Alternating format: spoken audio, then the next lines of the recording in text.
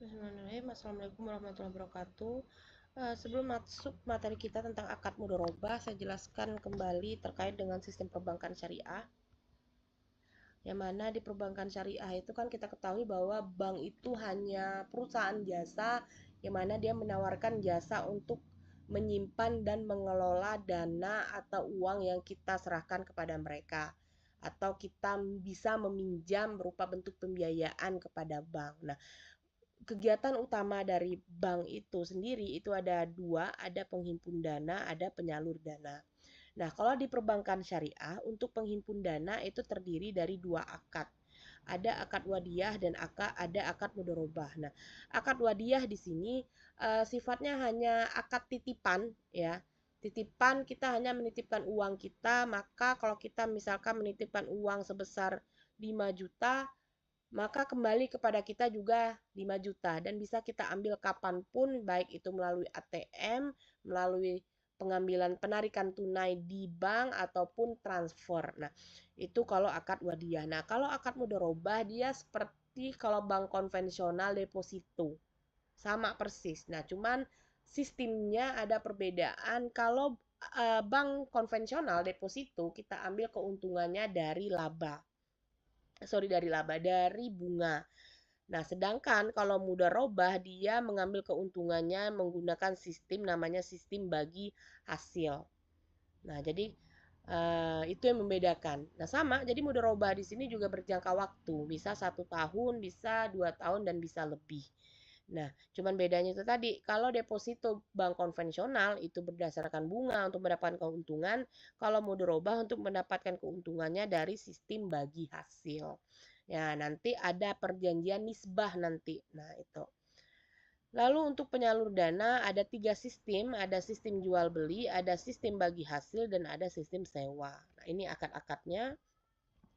Untuk jual beli ada murabahah, udah dibahas sebelumnya, ada istisna dan ada salam. Nah, kalau murabahah itu kita pembiayaannya, misalkan saya ke bank, saya pengen membeli mobil, maka saya bekerja sama dengan bank, nanti akan bank yang akan membayarkan mobil saya ke showroom menggunakan namanya akad wakalah, akad perwakilan, itu nanti membedakan dengan bank konvensional. Dan nanti saya setiap bulan akan membayarkan pembiayaannya kepada bank untuk melunasi mobil saya. Nah, murabaha itu objeknya sudah jelas, objeknya barang yang sudah jadi, sehingga pembiayaannya nanti pun barangnya pun sudah bisa kita nikmati, sudah bisa kita pakai selama proses pembiayaan berjalan. Dan pembiayaan menjadi hak nasabah ketika perjanjiannya telah selesai atau telah lunas. Nah, sedangkan akad istisna dan akad salam itu barangnya masih dalam proses pembuatan. Contoh kalau istisna itu kontraktor nih. Kalau kita pengen bangun rumah, kita menggunakan jasa kontraktor. Nah, kita pembiayaannya untuk membayarkan kontraktor tersebut, kita bekerja sama dengan bank menggunakan akad istisna. Misalkan untuk pekerjaan pertama itu selesai 30%, maka bank akan membayar uang sebesar 30% kepada kontraktor menggunakan akad wakalah. Nah, seterusnya nanti berakhirnya akad itu ada dua kemungkinan, ketika rumah sudah jadi atau ketika perjanjian telah selesai. Nah, itu kalau akad istisna. Jadi itu membedakan akad istisna dengan murabahah. Kalau murabahah objeknya, barangnya itu udah selesai, udah bisa kita nikmati ketika walaupun proses perjanjian masih berjalan. Sedangkan kalau istisna masih dalam proses pembuatan. Nah, bisa kita selesai, kita gunakan barangnya ketika udah jadi. Nah, seperti itu. Sama dengan salam. Sebenarnya salam dengan istisna itu hampir sama.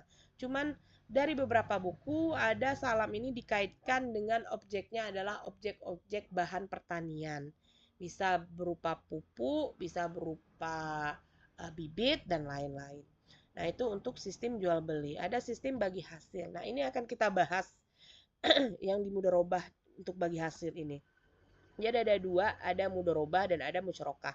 Apa bedanya mudharabah dan musyarakah? Kalau mudharabah itu ada pemilik dana dan ada pengelola dana namanya. Jadi saya pengen buka usaha nih, tapi saya nggak punya uang. Jadi saya minta investasi, minta suntikan dana kepada si pemilik dana. Saya apakah memiliki uang?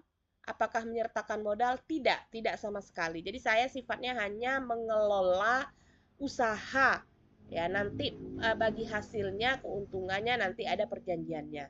Sedangkan musyarakah, pemilik saya pengen buka usaha. Saya hanya memiliki dana misalkan 30 juta.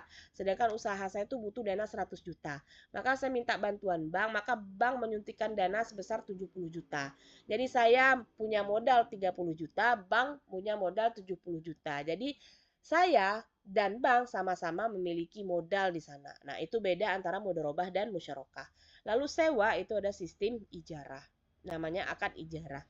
Oke, kita masuk penjelasan tentang akad mudharabah itu. Akad mudharabah yang di sini ya. Akad mudharabah yang dibagi hasil.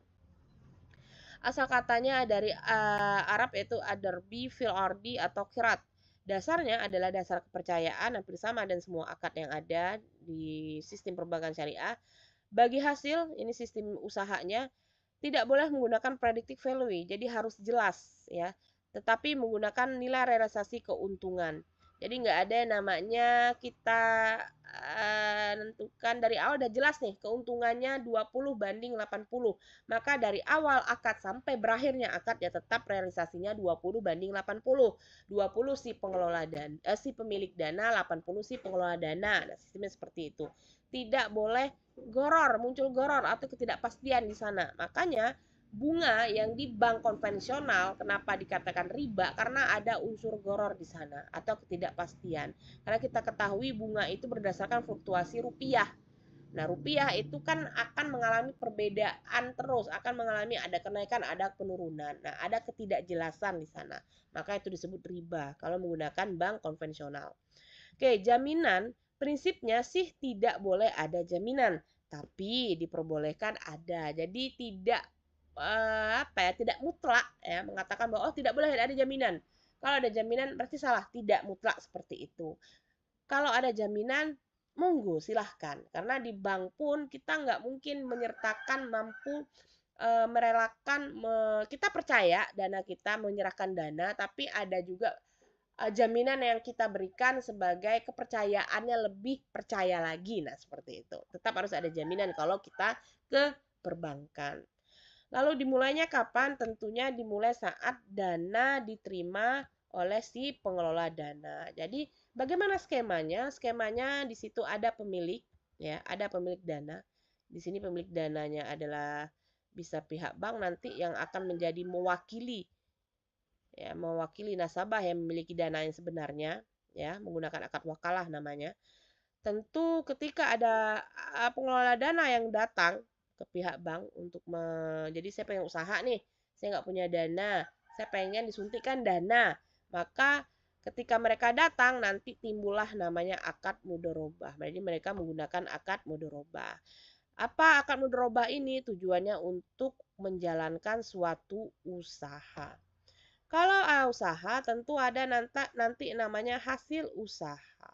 Hasil usaha ada dua, ada yang namanya laba dan ada yang namanya rugi. Nah, untuk hasil usaha di sini, porsi laba itu pemilik dana ya dan pengelola dana sama-sama mendapatkan porsi laba apabila usaha tersebut dalam keadaan laba.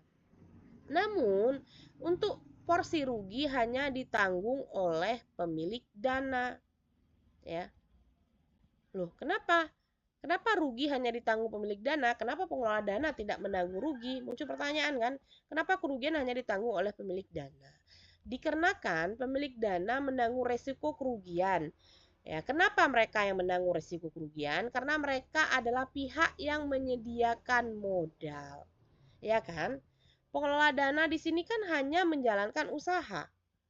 Ya, modal, apakah mereka dapat modal? Ya, mereka dapat modal, tapi modalnya sumbernya dari si pemilik dana, bukan dari sumber mereka. Maka ketika kerugian menanggung rugi ya tentu yang menyertakan modal, yang menyuntikkan modal. Nah, seperti itu. Yang menyediakan modal untuk usaha tersebut. Tapi, nah ada tapinya ya. Apabila kerugian dianggap sebagai konsekuensi bisnis, ya emang bisnis emang ketika usahanya lagi sepi ya berarti kan konsekuensi bisnis karena kita buka usaha nggak selalu rame terus pasti ada pasang surutnya Nah, yang wajar jika tidak disebabkan oleh kelalaian atau pelanggaran dari pihak pengelola. Nah, jadi kalau ini ada contohnya nih. Jika sebuah toko yang dijalankan dengan akad mudharabah mengalami kerugian karena sepi pembeli, ya karena kalau sepi itu risiko bisnis. Karena usaha nggak ada pasang surut tadi, ada rame, ada kalanya sepi.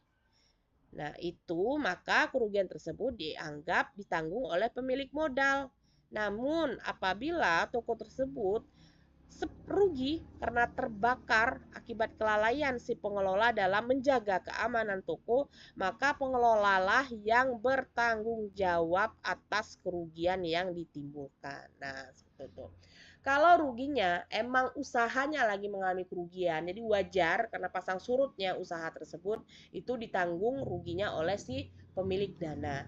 Tapi kalau kerugiannya disebabkan misalkan kebakaran, pencurian, karena ada kelalaian di sana terkait keamanan usaha, maka yang bertanggung jawab atas rugi kembali lagi tentu si pengelola dana, karena dia yang mengelola usaha tersebut. Nah, itu ya kenapa alasan rugi itu ditanggung oleh si pemilik dana. Oke, ini penjelasan skema mudharabah. Jenis akad mudharabah itu ada 3. Ada mudharabah mutolakah, mudharabah muqayyadah, dan ada mudharabah musyarakah. Untuk mudharabah mutolakah itu kesepakatan bilateral antara dua pihak di mana pemilik modal memberikan modal kepada pihak lain dan memberikan kewenangan kepada pihak lain untuk memilih jenis usahanya. Jadi saya punya modal nih, saya minta si Nurul untuk menjalankan usaha saya. Saya bebaskan Nurul, silahkan Nurul, saya ada duit sebesar 50 juta, Nurul pengen buka usaha apa, silahkan. Yang mana nanti labanya, keuntungannya kita bagi secara bersama-sama sesuai dengan perjanjian. Nah, itu kalau menggunakan akad mutalakah. Nah, mukayadah itu kebalikan. Kalau mutalakah diberikan wewenang, kalau mukayadah dibatasi wewenangnya. Jadi diberikan batas ya. Mengelola dana memberikan batasan. Contohnya, Nurul ini saya ada duit 50 juta. Saya pengen kamu buka usaha, tapi kamu hanya boleh buka usaha di bidang kuliner saja. Nggak boleh di bidang lain. Silakan buka usaha di bidang kuliner. Nah, jadi ada batasan di sana. Hanya diperbolehkan di bidang kuliner. Nah, itu bedanya mudharabah mutolakah dan mudharabah muqayyadah. Nah, sedangkan mudharabah musyarakah di sini sama-sama menyertakan modal. Ya, menyertakan modal atau dana dalam kerjasama investasi. Misalkan, saya punya dana sebesar 50 juta. Sedangkan usaha saya membutuhkan uang modal awal itu sebesar 100 juta. Maka saya minta Nurul, Nurul bisa nggak kamu punya uang nggak sebesar 50 juta? Kita sama-sama nih berinvestasi untuk buka usaha ini. Nah, maka saya dan Nurul bekerja sama-sama menyertakan modal, ya, yang mana nanti untung dan ruginya dibagi berdasarkan porsi modal masing-masing. Nah, itu menggunakan kalau mudharabah musyarakah. Ada hampir sama dengan akad musyarakah. Gitu ya. Ini jenis akad dari akad mudharabah. Rukun akad mungkin hampir sama dengan rukun akad-akad yang lain. Tentunya ada pelaku, pelaku di sini ada pemilik dan pengelola dana, ada objeknya, objeknya adalah modal, modal dana dan pekerjaan yang dilakukan oleh si pengelola dana, ada ijab kabul, perjanjian, dan ada nisbah keuntungan. Karakteristik dari akad mudharabah yang pertama adalah pembiayaan mudharabah dapat diberikan dalam bentuk kas, ya, bisa dalam bentuk kas, uang cash ataupun non kas, yaitu berupa barang. Misalkan saya pengen buka usaha laundry, ada yang memberikan modal kepada saya berupa mesin cuci. Nah, itu juga boleh-boleh saja. Ya, yang dapat dilakukan secara bertahap ataupun sekaligus. Ya, kalau bertahap itulah yang sistem bertahap inilah yang digunakan di sistem perbankan syariah. Lalu yang kedua, pengembalian pembiayaan mudharabah dapat dilakukan bersamaan dengan distribusi bagi hasil, ya. Ketika sudah ada bagi hasil ataupun ketika diakhirinya akad mudharabah. Nah, sistem bagi hasil akad mudharabah itu dijelaskan pada PSAK nomor 105 paragraf 11. Ada dua metode yang digunakan untuk sistem bagi hasil. Metode pertama itu adalah bagi laba atau profit sharing, Yang kedua adalah bagi hasil atau revenue sharing. Nah, ada rumus yang berbeda, ada cara yang berbeda untuk menghitung dua metode ini. Kalau menghitung bagi laba, itu caranya adalah pendapatan dikurangi HPP, ya kan, dikurangi dengan beban, atau ini kita ambil dari laba bersih, ya. Sedangkan kalau bagi hasil rumusnya hanya pendapatan dikurangi HPP. Ini disebut dengan laba kotor, ya. Kalau pendapatan dikurangi HPP dikurangi beban itu disebut dengan laba bersih. Oke, kita di sini ada contohnya, slide selanjutnya. Di sini ada perhitungan penjualan. Penjualan ini disebut juga dengan pendapatan karena hasil dari penjualan itu pendapatan dari usaha tersebut. Penjualan itu sebesar 1 juta. Ada HPP harga pokok penjualannya 650.000. Maka dikurangi, inilah dapat laba kotor. Laba kotor adalah laba sebelum dikurangi dengan biaya-biaya, sebelum dikurangi dengan pajak dan lain-lain. Dapatlah laba kotornya sebesar Rp250.000. Untuk mencari laba bersih, kita kurangi beban-beban yang ada atau biaya-biaya yang ada. Ternyata ada biaya sebesar 250. Maka laba bersih usaha tersebut adalah sebesar Rp100.000. Dari mana? Dari laba kotor dikurangi dengan biaya yang ada. Nah, itu. Nah, kita masuk ke rumusnya. Bagi laba tadi, ingat, bagi laba tadi itu patokannya adalah laba bersih. Karena rumusnya tadi adalah pendapatan dikurangi dengan HPP, ya kan? Dikurangi dengan HPP. Pendapatan dikurang HPP dikurangi juga dengan biaya-biaya. Maka laba bersih patokan pencarian untuk bagi hasilnya. Laba bersih tadi ada Rp100.000. Ya udah, di sini nisbahnya pemilik dana berbanding pengelola dana adalah 30/70. 30 pemilik, 70 pengelola. Ya udah, silahkan 30% dikali 100, 70% dikali 100. Seperti itu. Nah, kalau cara yang kedua, metode kedua itu berdasarkan bagi hasil, itu patokannya adalah laba kotor. Karena rumusnya tadi hanya pendapatan dikurangi dengan HPP. Maka ini nih, pendapatan dikurangi HPP hanya 350.000 laba kotornya. Oke, perjanjiannya di sini adalah 10/90. 10 pemilik, 90 pengelola. Ya udah, silahkan 10 kali 350, 90 kali 350. Nah, itulah bagi hasil yang diterima oleh pemilik dan si pengelola. Nah, itu ya rumus untuk mencari bagi hasil. Ada dua, ada menggunakan bagi laba, ada menggunakan bagi hasil dengan cara yang berbeda. Sekian. Nanti kalau ada pertanyaan silahkan ditanyakan melalui WA Group. Ibu akhiri. Assalamualaikum warahmatullahi wabarakatuh.